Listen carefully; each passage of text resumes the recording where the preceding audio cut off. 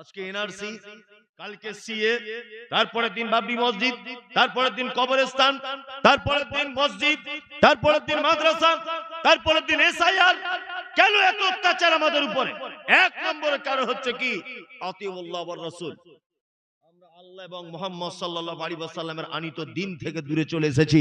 এই জন্য আপনি একটু আল্লাহর হয়ে যান, দেখুন আল্লাহ আপনার হাতে সব দায়িত্ব দিয়ে দেবে। মাঝখানে একটা গিরিপথ আছে, সরু রাস্তা, সুড়ঙ্গ। আল্লাহ নবী সাল্লাল্লাহু আলাইহি ওয়াসাল্লাম বললেন, শোনো, তোমরা 50 জন যারা তীর চালাতে পারো, তোমরা 50 জন এই জায়গাতে, এই ঘাঁটিতে তোমরা দাঁড়িয়ে থাকবে।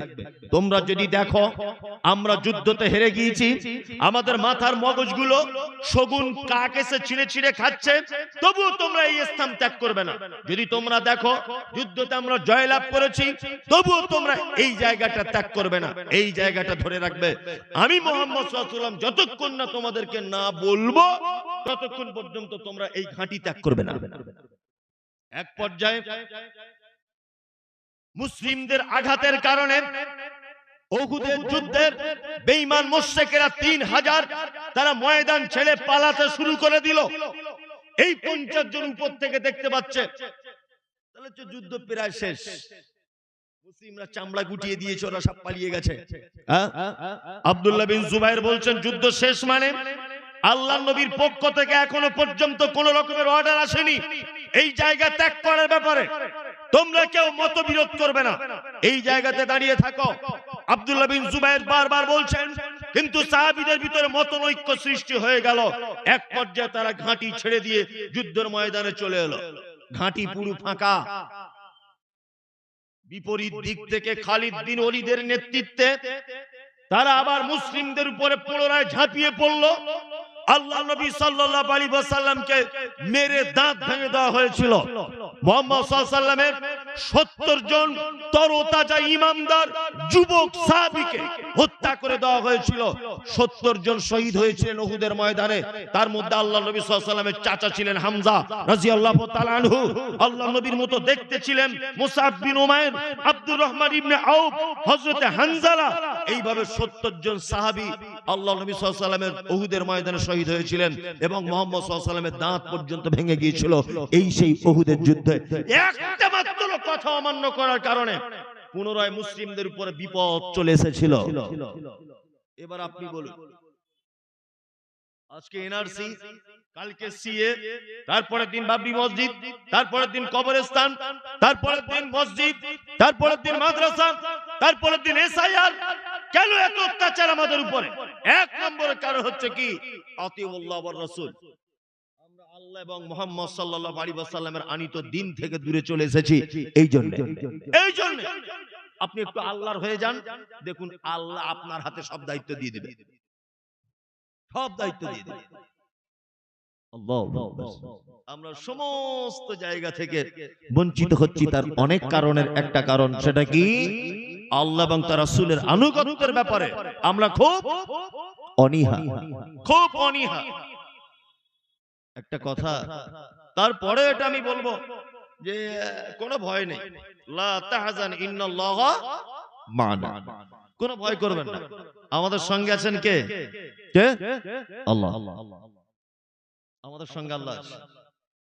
আর আরো একটা কথা বলি, এই পর্যন্ত কত অত্যাচার মুসলিমদের উপরে হলো, অত্যাচার করেও আমাদের কিছু করতে পেরেছে? কিছু করতে পারে, কিচ্ছু করতে পারেনি। আর ইমানদার মুসলিমদের উপরে যারা অত্যাচার করেছে তারা পৃথিবীতে টিকে থেকেছে? কেউ পারেনি। নমরুদ টিকতে পেরেছিল? ফিরআউন টিকতে পেরেছে? আব্দুল্লাহ বিন উবাই টিকতে পেরেছে? পারেনি। শেষ উদাহরণ আপনাকে দিতে পারি, বাংলাদেশের শেখ হাসিনা টিকতে পেরেছে? কত আলেম ওলামাকে যে আয়না ঘরে ঢুকিয়ে মেরেছে, আর আলেমদের যে কত অত্যাচার করেছে, আল্লাহর সাজা হয়েছে না ওর উপরে? হয়েছে তো? আপনারা দেখতে পেয়েছেন? বেশি বাড়াবাড়ি করলে কি হয়? নেপালের কি হলো? নেপাল সব মন্ত্রীরা আন্ডার প্যান্ট পরে লাফ মারছে পানিতে ভয়ে। ভারতবর্ষের সরকার বর্তমানে একটা জিনিস খুব জায়গাতে স্ট্রং, সেটা কি বলুন তো? সব জায়গায় হিন্দু মুসলিম ঝগড়া লাগিয়ে দিচ্ছে। তার কারণ আছে। এই যে কি গোপন রহস্য, সুবহানাল্লাহ। আপনারা কতটা বুঝেছেন আমি জানি না, আমি একটু একটু যেটা বুঝেছি সেটা আপনাকে বলছি। আপনারা জানেন যে 1947 সালে যখন ব্রিটিশদের তাড়ানোর জন্য আন্দোলন শুরু হয়েছিল, তখন কিন্তু যেমন বাদল, বিনয়, প্রফুল্ল, ক্ষুদিরাম এরা যেমন ছিল, অপরদিকে মাওলানা আশফাকুল্লাহ খান, ইসমাইল অমৃতসরী, মীর নিসার আলী, এই সমস্ত মুসলিমরাও ছিল। এক কথায় হিন্দু মুসলিম যৌথ আন্দোলনের ফলে ব্রিটিশদের হাত থেকে আমরা স্বাধীন ভারত পেয়েছিলাম, তাই না? ঠিক নরেন্দ্র মোদী সরকার বুঝতে পেরেছে যে হিন্দু মুসলিমের যদি এক বন্ধুত্ব রাখা যায়, তাহলে আমি দেশের যে সর্বনাশ করছি আর যে ক্ষতি করছি, এরা যদি যৌথভাবে আন্দোলন করে, তাহলে আমাকেও নেপালের প্রধানমন্ত্রী, মুখ্যমন্ত্রীদের মতো আন্ডার প্যান্ট পরে লাফ মারতে হবে। ওই জন্য ও সব জায়গাতে হিন্দু মুসলিম বিবাদ লাগিয়ে রেখেছে, যাতে এরা কখনো বন্ধু না হতে পারে। ওই জন্য কখনো মসজিদ ভাঙছে, কখনো মন্দির তৈরি করছে, এই সব কাজে এখন ব্যস্ত। কি বলছি বুঝতে পারছেন না? এই সব কাজে ব্যস্ত।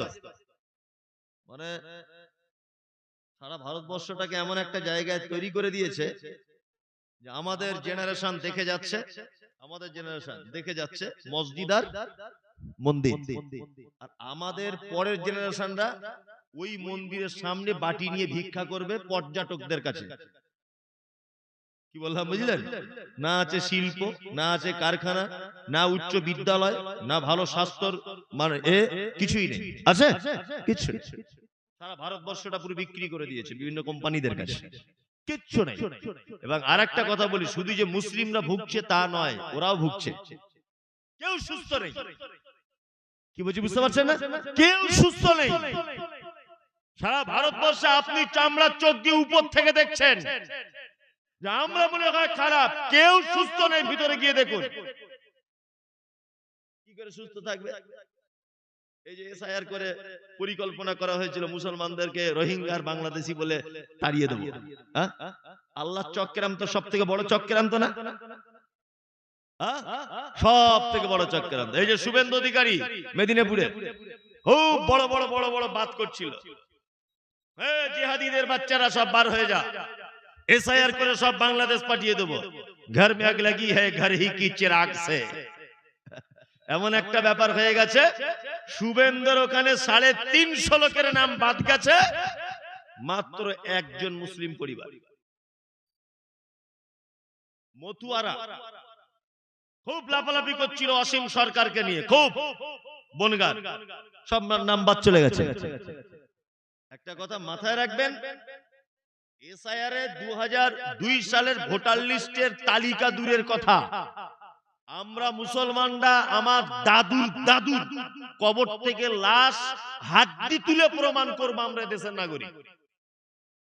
সে ক্ষমতা আমাদের আছে। কি বললাম বুঝলেন? তোমরাই বরঞ্চ টেনশন করো তোমরা এদেশে ছিলে কিনা। কি বললাম বুঝলেন? কোনো টেনশন নেই, নিশ্চিন্তায় থাকুন। আল্লাহর চক্রান্ত সব থেকে বড় চক্রান্ত। আমাদের ব্যাপারে যত চক্রান্ত করেছে, একটা চক্রান্ততে সাকসেস হতে পেরেছে? পারেনি। মুসলিমদেরকে ফাঁসানোর জন্য যত চক্রান্ত করেছে, কয়েকটা চক্রান্তের কথা আপনাকে বলি। আপনারা জানেন যে বাবরি মসজিদ ভেঙে দিয়েছিল, জানেন তো? এটা সুপ্রিম কোর্ট এটা প্রমাণ করতে পারেনি যে ওখানে রামের মন্দির ছিল। শুধু তারা সংখ্যা গরিষ্ঠতা হওয়ার কারণে কোর্ট তাদের পক্ষে রায় দিয়েছে, এছাড়া আর কিছু নয়। এখনো পর্যন্ত প্রমাণ করতে পারেনি যে ওই জায়গায় রামের মন্দির ছিল। আন্দাজে সংখ্যা গরিষ্ঠতা দেখে কোর্ট তাদের উপরে রায় দিয়ে দিয়েছে। ভালো করে বুঝবেন, এতে একটা চক্রান্ত আল্লাহর পক্ষ থেকে সোশ্যাল মিডিয়ার মাধ্যমে সারা পৃথিবীতে এই চক্রান্ত ফাঁস হয়ে গেছে। রাম মন্দির ছিল না, কোর্ট ওটা প্রমাণ করতে পারেনি, তার মানে ওখানেও ব্যর্থ। তারপরে ব্যর্থ, আপনারা জানেন যে দক্ষিণ 24 পরগনা কাকদ্বীপে কিছুদিন আগে মা কালীর একটা মূর্তির গলা কেটে দেওয়া হয়েছিল কালী পূজার সময়। শুভেন্দু অধিকারী খুব তেড়ে উঠলো, এগুলো করেছে মুসলমানরা, জেহাদিরা করেছে। অবশেষে ধরা পড়লো কারা? নারায়ণ বলে একজনই আরএসএস এর ছেলে, সে জাতিতে হিন্দু, সে ধরা পড়লো। আপনারা জানেন যে উত্তর 24 পরগনার বনগাঁতে কোন এক রেল স্টেশনে টুপি পরে, পাঞ্জাবি পরে, দাড়ি রেখে কি করেছে না পাকিস্তানের পতাকা টাঙাচ্ছিল। সেই ছেলেটাকে ধরা হলো মুসলিম ভেবে। শুভেন্দু অধিকারী লাফালাফি শুরু করে দিল, দেখো মুসলমানরা পাকিস্তানের পতাকা টাঙাচ্ছে ভারতের রেল স্টেশনে। অবশেষে ধরা পড়ে গেল ও ছেলেটা মুসলিম নয়, ও আরএসএস এর। কি বললাম বুঝলেন? 2 3 আপনারা জানেন কিছুদিন আগে আই লাভ মোহাম্মদ লিখেছিল না? আরে মুসলমান তো বোকা, বোঝে না, মাথায় কি যাচ্ছে আল্লাহ জানে। আই লাভ মোহাম্মদ লিখে 4-5 জনকে অ্যারেস্ট করা হয়েছিল। এটা একটা পরিকল্পিত সাম্প্রদায়িকতা বাঁধানোর চক্রান্ত। আই লাভ মোহাম্মদ লিখে যাদেরকে অ্যারেস্ট করা হয়েছিল এরা একজনও মুসলিম নয়, সব ধরা পড়েছে, সব আরএসএস এর লোক, সব আরএসএস। জানে এদের 5 জনকে যদি ধরে ফেলা যায় তাহলে মুসলমানরা খেপে যাবে, হিন্দু মুসলিম মারামারি চলবে। এই মাঝখানে বেশ আমরা যুদ্ধ করে মারতে পারবো। এই হচ্ছে অবস্থা। আইলা মুহাম্মাদের কারণে যারা অ্যারেস্ট হয়েছে একজনও তারা মুসলিম নয়, সব তারা আরএসএস এর পান্ডা। কি বলছি বুঝতে পারছেন? যত জায়গায় চক্রান্ত করছে, এসআইআর করে চক্রান্ত করলো, চক্রান্ত কারা ফাঁসলো? ওরাই ফেসে গেল। তার মানে আমাদের চক্রান্ত করলেও সব থেকে বড় চক্রান্তকারী কে? আল্লাহ। সব থেকে বড় চক্রান্তকারী আল্লাহ। আল্লাহু আকবার। নিশ্চিন্তায় থাকুন, লা তাহজান ইন্নাল্লাহা মা'ানা। আল্লাহ আমাদের সাথে আছেন, কোনো টেনশন করবেন না। সংখ্যালঘু বলে আমরা সব জায়গায় ভয়ভীত হয়ে যাব তেমনও কোনো কথা নয়। তবে আর একটা কথা আপনাদেরকে বলে রাখি, আল্লাহ সুবহানাহু ওয়া তাআলা সফলতা পেতে গেলে, বিজয় আনতে গেলে 4টে কাজের কথা বলেছেন। 1, আল্লাহকে ভরসা রাখতে হবে সব কাজে।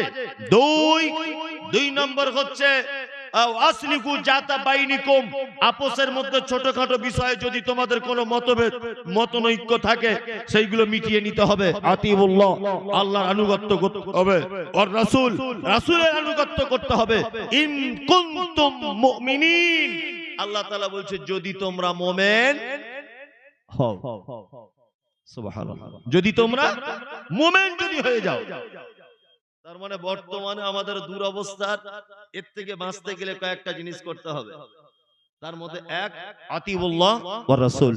শীতকাল 11টা বাজে, মানুষকে এখন যত ভালোই বক্তব্য রাখো আর যত ভালোই গজল শোনাও, মানুষকে ধরে রাখা যাবে না। তবে ধরে রাখা যাবে, ইদানিং অনেক বক্তা আছে যারা বেদের মেয়ে জোছনার গান টান বলে, এইরকম বক্তা টক্তা হলে তাহলে কিন্তু থাকবে লোক, কিছু লোক।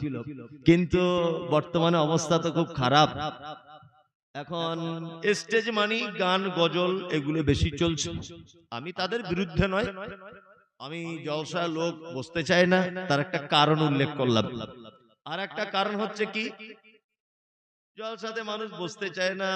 মানে আমি আমার গ্রামের কথা বলছি, আমার গ্রামে একটা লোক ঈদের নামাজ পড়ে না। তাকে আমি জিজ্ঞেস করছি, চাচা তুমি ঈদের নামাজ পড়তে গেলে না কেন? বলছে ভাতিজা ঈদের নামাজ পড়তে যায়নি, খুব বড় দুঃখের কারণ। কি দুঃখ? দুঃখটা বলো।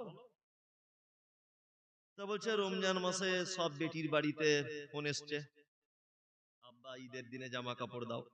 সবাইকে জামা কাপড় দিয়েছি, পোতা পুতি নাতি পুতি সবাইকে দিয়েছি। ঈদের 2 দিন আগে আমার স্ত্রী বলছে, তাহলে হাগো এবছর ঈদে আমাকে কিছু দেবে না নাকি? ওকেও 2টো শাড়ি জামা কাপড় দিয়েছি। তা আমি বাড়ির গার্জেন হিসেবে সবাইকে দিয়ে এলাম, তা আমিও তো কোথায় পাবো? আমি কোথাও পেলাম না। তা লাস্টে মনে মনে নিয়ত করলাম যে ঈদগাহে গিয়ে নামাজ পড়ার পরে একটু দোয়া করবো যে আল্লাহ এত টাকা খরচা হলো কিছু দাও তুমি। এটা ঈদগাহে গিয়ে দোয়া করবো, বছরে একটা ইম্পর্টেন্ট দিন। নামাজ পড়তে যাইনি এই দুঃখে। শালা ঈদগাহে নামাজ পড়তে গিয়ে দেখছি ইমাম সাহেব খুতবার পরে ঈদগাহের জন্য চাঁদা কালেকশন করছে। তার মানে ওইখানে গিয়েও আমার চাওয়ার সুযোগ থাকলো না, ওইখানে হুজুররা চাইছে। ওই জন্য আমি আর ঈদের নামাজ পড়তে গেলাম না। তা ঘটনা হচ্ছে এখন জলসাতে মানুষ বসতে চায় না, আসতে চায় না, গেলেই তো মাদ্রাসার জন্য টাকা চাইবে।